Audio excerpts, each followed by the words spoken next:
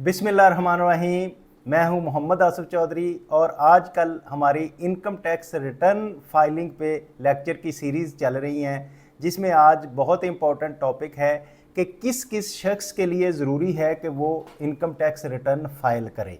अच्छा, इसमें दो चीज़ें होंगी। एक तो ये है कि लॉ है जो ऑलरेडी वैसे मैंने इनकम टैक्स रिटर्न सेक्शन 114 में आपको बता चुका हूँ, वो वीडियो अवेलेबल है वैसे, लेकिन आज फिर मैं रिवाइज़ कर दूंगा उसमें उसके लिए। और दूसरी चीज़ ये है कि क्या क्या मालूमात आपकी एफबीआर के पास हैं, ये भी आपको मैं सारी बता दूंगा। फिर उसके अलावा कुछ लोगों के क्वेश्चन थे डिफरेंट कि हम अगर स्पेसिफिक मैन्युफैक्चरर हैं तो उस रिटर्न में हम जाना चाहते हैं, कैसे जाएंगे? अगर हम नॉन रेजिडेंट हैं किस तरह से जाएंगे? हम अगर सैलरीड पर्सन है तो किस तरह से स्पेसिफिक रिटर्न में जाएंगे? तो वो सारी चीज़ें भी आज मैं आपको बताऊंगा। तो पहले तो मैं ये बता देता हूं कि एफबीआर के पास आपके रिलेटेड क्या मालूमात होंगी, क्योंकि जब मैंने बताना है कि किस किस शख्स के लिए ज़रूरी है रिटर्न फाइल करना लॉ में, तो आपको ये पता होना चाहिए कि आप क्या उस कैटेगरी में आते हैं या नहीं आते। जैसे कि ये है मालूमात का सेक्शन। इसमें मालूमात में जितना भी आपने क्रेडिट कार्ड यूज़ किया हुआ होता है, क्रेडिट कार्ड की जो इन्फॉर्मेशन है वो एफबीआर के पास होती है।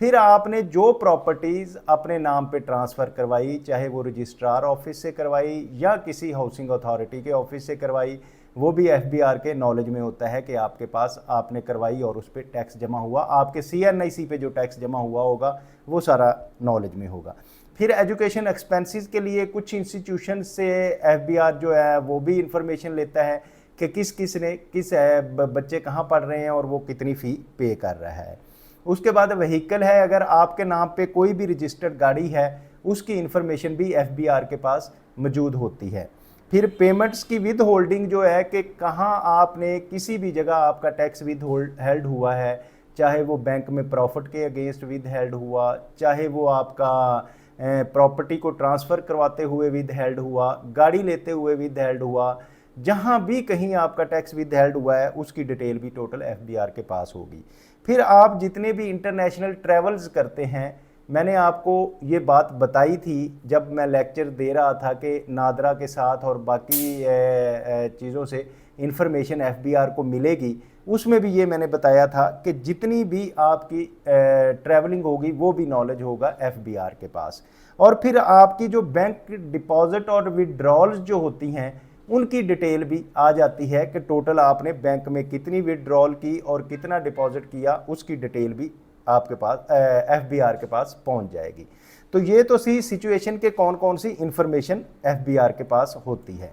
अब ये है कि जो दोस्त ये कहते हैं कि हम स्पेसिफिक रिटर्न में जाना चाहते हैं, इधर नॉर्मल से नहीं खोलना चाहते, तो वो इधर से आए डेक्लेरेशन में से। अब डेक्लेरेशन में आप जाएंगे तो return and statement original and simplified जो है सैलरीज इंडिविजुअल की विज़िट व्यू में आ जाएगी, नॉर्मल व्यू में देखना चाहते हैं तो बिजनेस की इधर आ जाएगी, इधर आ जाएगी इंडिविजुअल्स विज़िट व्यू और नॉर्मल रिटर्न, सैलरीज रिटर्न, और ये सारी चीज़ें इधर होंगी। फिर आप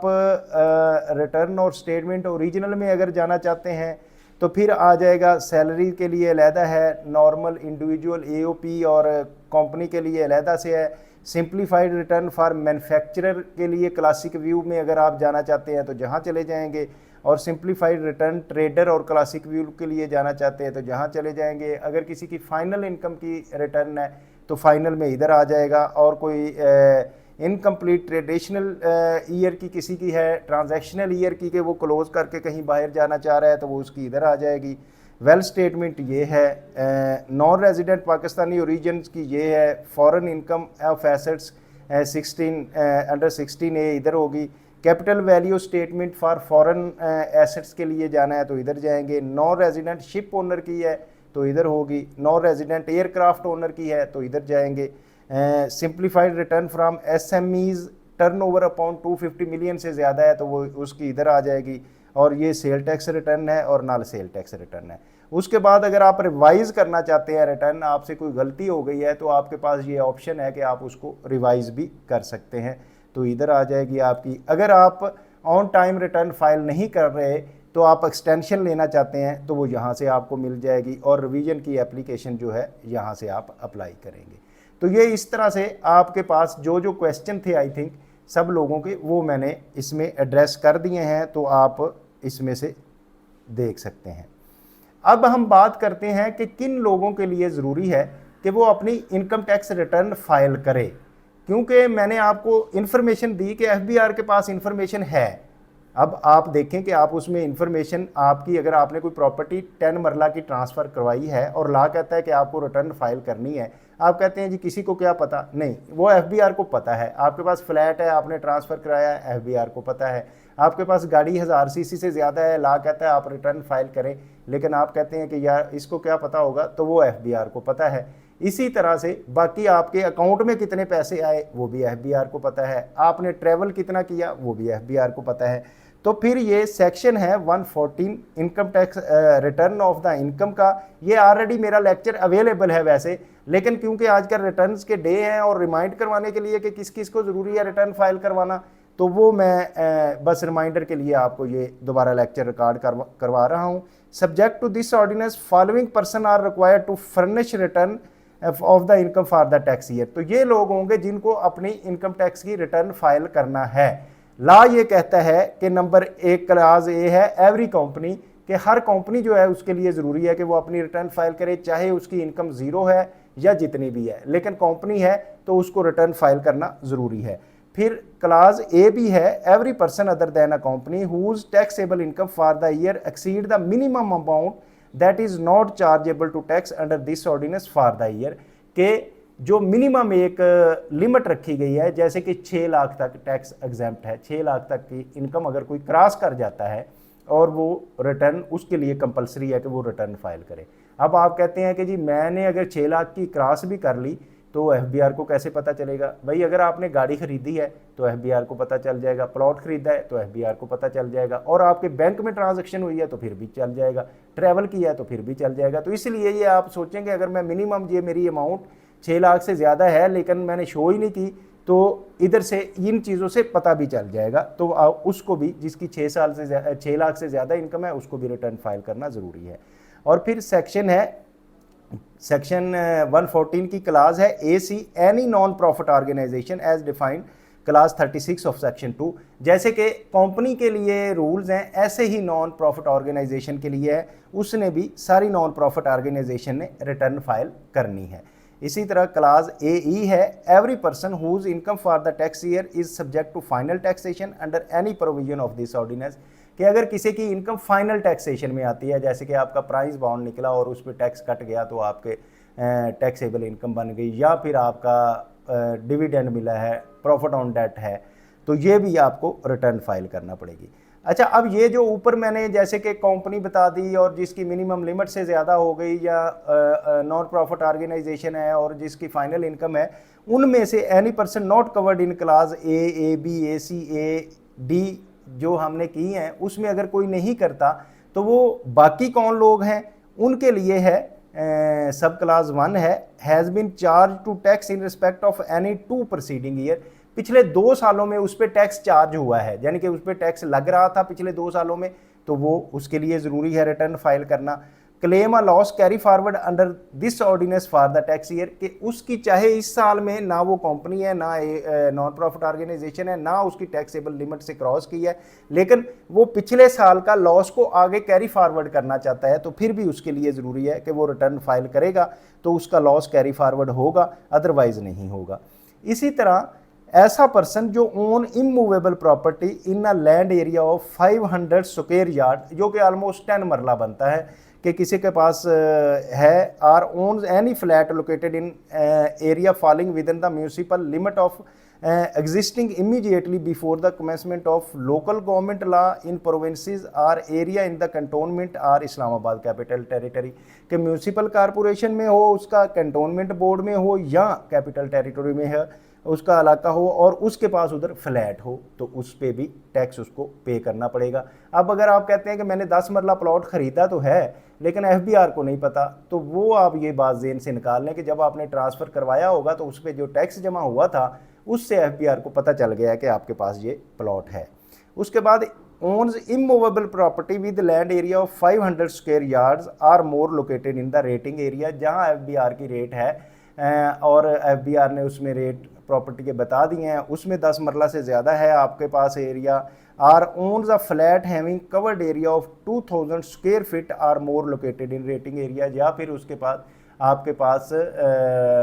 2000 स्क्वायर यार्ड का एक फ्लैट है। Owns a motor vehicle having engine capacity of 1000 CC, 1000 CC से ज़्यादा आपके पास गाड़ी है, और ये भी आपने गाड़ी जब परचेज़ की, ट्रांसफ़र हुई, तो एफबीआर के नॉलेज में आ गया कि ये एक्साइज एंड टैक्सेशन सारा उसको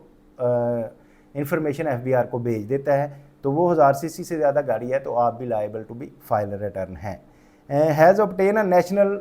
टैक्स नंबर, आपने कभी भी टैक्स नंबर हासिल किया था किसी वजह से, किसी भी ज़रूरत के तहत, और आप जब एनटीएन आपने बना लिया तो अब आपके लिए कंपलसरी है कि रिटर्न फाइल करें। चाहे आपकी इनकम ज़ीरो है तो आप ज़ीरो की इनकम की फाइल कर दें, ब्लो टैक्स लिमिट है तो ब्लो करें, लेकिन आपके पास एनटीएन है तो आपके लिए कंपलसरी है कि आप रिटर्न फाइल करेंगे। इसी तरह, is the holder of a commercial industrial connection of electricity whereas an amount of annual bill exceed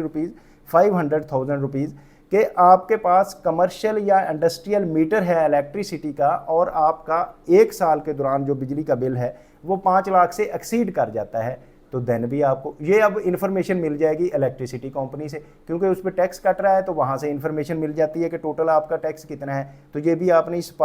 छुपा सकते। इसी तरह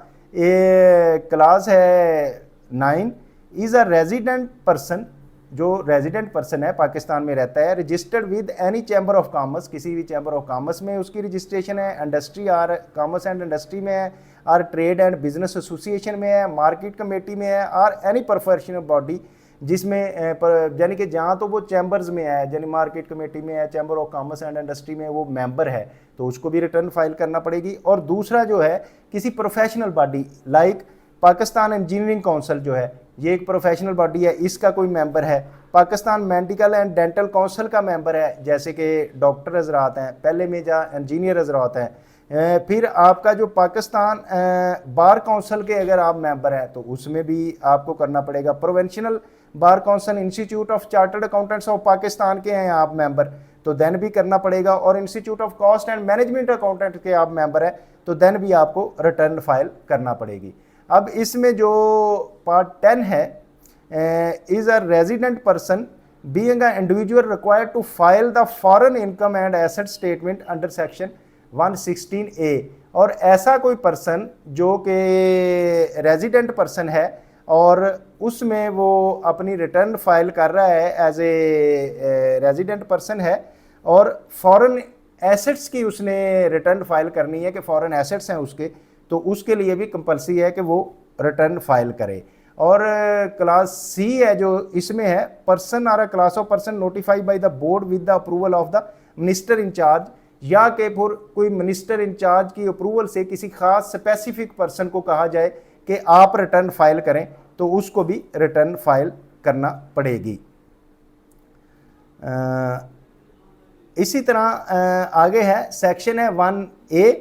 every individual whose income under the head income from business exceed ₹300,000 but does not exceed 400,000 in a tax year is required to furnish return on income of the tax year. इसी तरह ये बताया गया कि 300 से ज़्यादा हो, बिजनेसमैन हो और चाहे 4 से ना हो, लेकिन उसको भी रिटर्न फाइल करना पड़ेगी। तो ये पर्सनस हैं जिनको ज़रूरी है कि आप ना रिटर्न फाइल करें। तो मैंने जैसे कि आपको बताया कि ये डॉक्टर्स, इंजीनियर्स, वुकला, प्रोविंशियल बार काउंसिल के, chartered accountant, cost and management accountants, ये सारों के लिए भी कंपलसरी है कि वो रिटर्न फाइल करें, और इनकी इन्फॉर्मेशन एफबीआर के पास है। तो